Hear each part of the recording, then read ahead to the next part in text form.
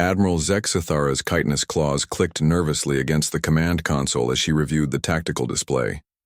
The human fleet hung motionless in the void, a mere 30 vessels against the combined might of the hegemony's 1,000-ship armada. It should have been a massacre. "They're still not responding to our surrender demand," reported her communications officer, a nervous Veltari whose blue skin had paled to an almost translucent shade. Zexithara's compound eyes focused on the human flagship, a sleek, predatory vessel called the Defiance.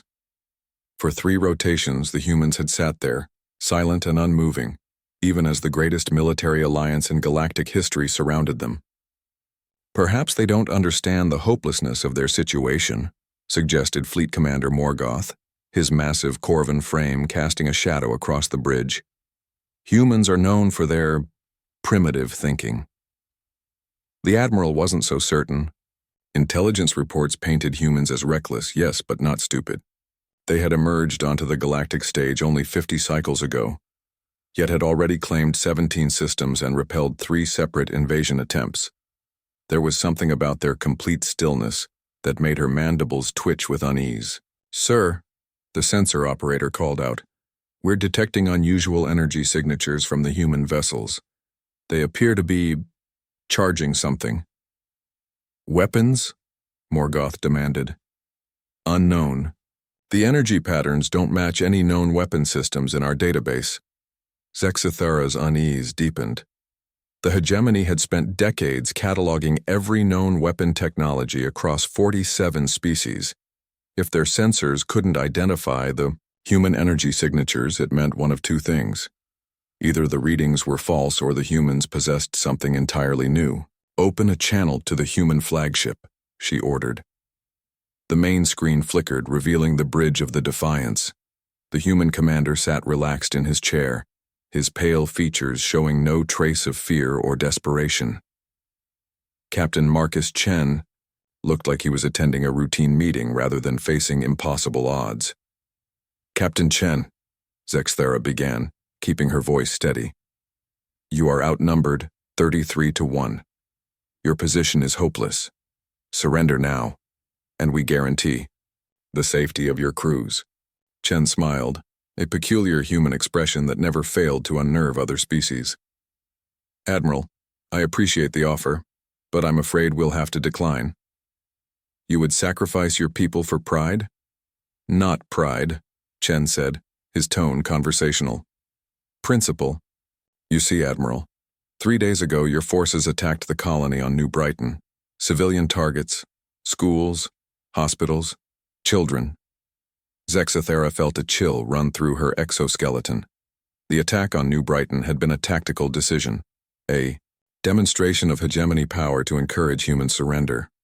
The fact that it housed primarily non-combatants had been unfortunate but necessary. "War requires difficult choices," she replied. Chen's smile vanished. "Yes, it does. We've made ours."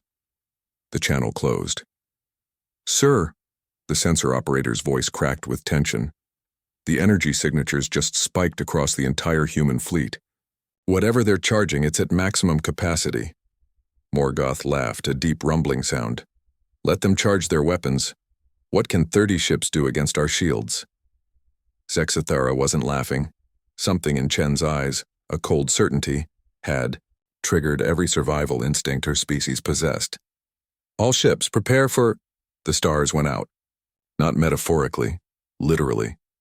Every star visible through the bridge's viewport simply vanished, leaving only perfect, absolute darkness. "Report!" Zexithara shrieked. "Sensors are— Admiral, this is impossible. We're reading massive gravitational anomalies. The local star, it's not there anymore." "What do you mean it's not there?" "I mean there's a black hole where the star used to be." Panic erupted across the bridge. The implications hit everyone simultaneously. Without the star's gravitational anchor, the entire system would destabilize. Planets would drift into the void. The carefully calculated hyperspace routes would become death traps. The communication system crackled to life, Chen's voice cutting through the chaos with unnatural calm. "The device is called a stellar converter. he explained.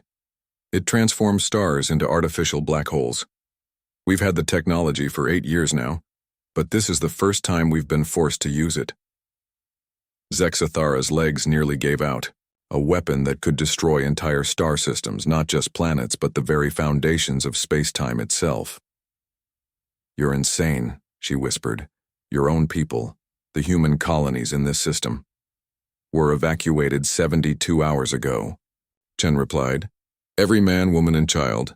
We don't make threats we're not prepared to follow through on, Admiral. When you attacked civilians, you forced our hand. The tactical display showed the beginning of the end.